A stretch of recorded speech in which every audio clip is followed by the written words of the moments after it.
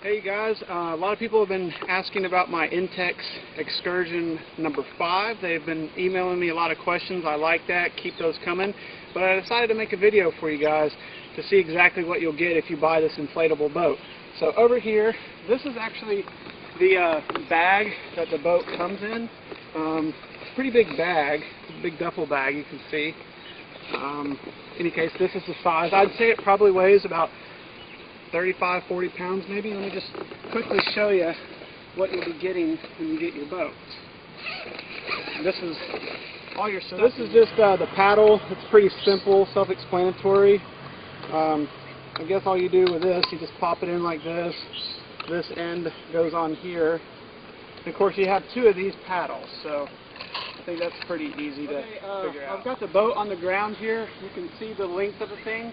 It's actually a pretty long boat. Give you an idea of how long it is. You know, so it's a pretty long thing. So I'm just going to quickly undo it here. I'll show you guys the inside of the boat. So this is the hand pump that came with the, actually I guess it's more of a foot and hand pump that came with the boat. It's okay. It actually, I mean, it works pretty well. If you, it's like one of the double pumps. So like when you push in, it blows out air. When you pull, it also blows out air. So it actually works pretty well. The only thing is with this pump is that if you're pumping too hard, it's really easy to like actually pull this entire chamber off. And I've done that 3 or 4 times until I realized to take it slow. But this does work. But I recommend that you buy the electric pump because it works a lot faster. So anyway, I use them both interchangeably, but the electric pump is definitely faster. Oh, my wife reminded me that this does come with a manual. So I mean, I don't really think you'll need it because it's pretty easy to figure out. As far as inflating the boat has 3 air chambers. The first air chamber is on the bottom, the second one's the middle one, the third one's outside, and basically to inflate it, you start with number 1, then work your way outward. And that's pretty simple. So I'm going to start working on the inflation, and then we'll go from there.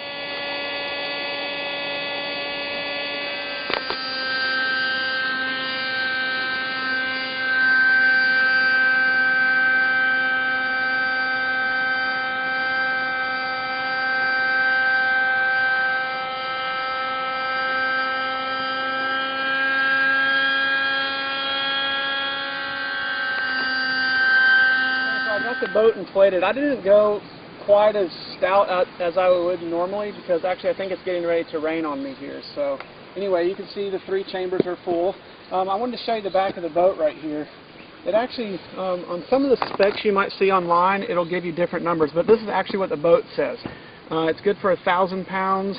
You can put up to a 1.5 horsepower motor or engine, and it's also good for 5 people. Now 5 people is going to be a little too much, I think. But anyway, 5 people. And oh, let me show you this. It comes with a little bag that attaches on the inside of the boat, and in this bag, where is that little thing? It's got like this little measuring thing. And what you do is you place it on here, and it helps to tell you how much air you need to put in there. See, I didn't quite fill it up enough because again, it's going to rain on us. But anyway, so let me. Oh, one more thing. I'm going to show you this. It also comes with 3 seats that I've not inflated yet. I'll do that now, but it's got 3 seats. So let me get these inflated and I'll install them for you guys. You notice that I'm pumping up the seat with the hand pump. I actually think it's easier to pump it with the hand pump than the electric pump. I don't know why, but it is. So in any case, go for it. This is the last. This is the center seat that I'm inflating here. And yeah, that's about it. So let me put this in the boat and then. Alright, so I got everything inflated. You can see there's 3 seats here. These are actually really comfortable, but again, it may not look as firm as it will be in real life because I didn't inflate it completely this afternoon. But anyway, it's got, of course, it's got the 2 oars that come with the boat. They're not really the best, and I mean, really, personally, I wouldn't want to row this boat all over the lake. But in any case, you can put the oar here. It's got a thing that goes in there, oar back here. The boat also has 4 holders for fishing poles, which are pretty handy. They're, you know, you got 2 in the front seat and 2 in the back seat, and that's pretty nice. Let me show you real quick how big it is. If I were to stretch out, you know, it's pretty good size. I found that if two people are in the boat, pretty much one's on that end and one's on this end, your feet may meet just in the middle of the boat. So it's really good for two people. We've had 3 people on it, but for 2 people, it's a great boat. So you've already heard me mention that I don't want to row the boat, so I actually bought myself a Minn Kota 30 Endura motor. It has 5 speed settings, a retractable handle. It's pretty nice. Also, it's got a flexible shaft, so if you hit rocks or big logs in the river, it'll bend a bit, it'll give.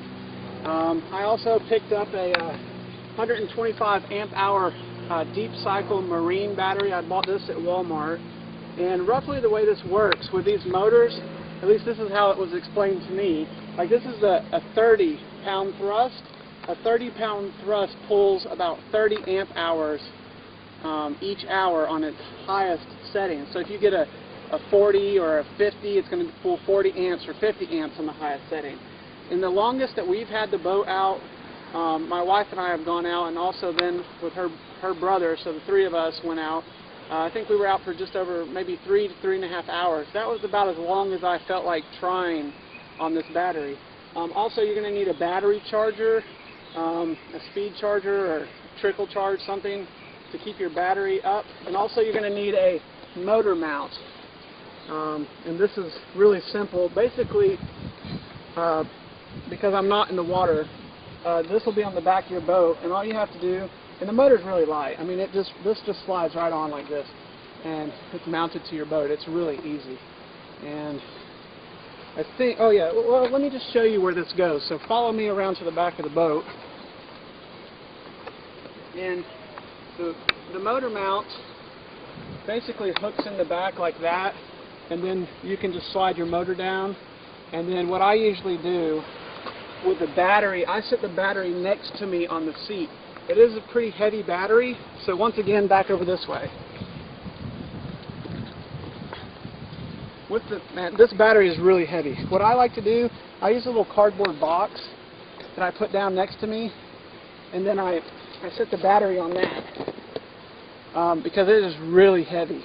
Any case, so I just wanted to give show you guys what the boat is, what you can expect to get, things you might need: battery, motor mount, battery charger, life jackets for everyone on board, and oh yeah.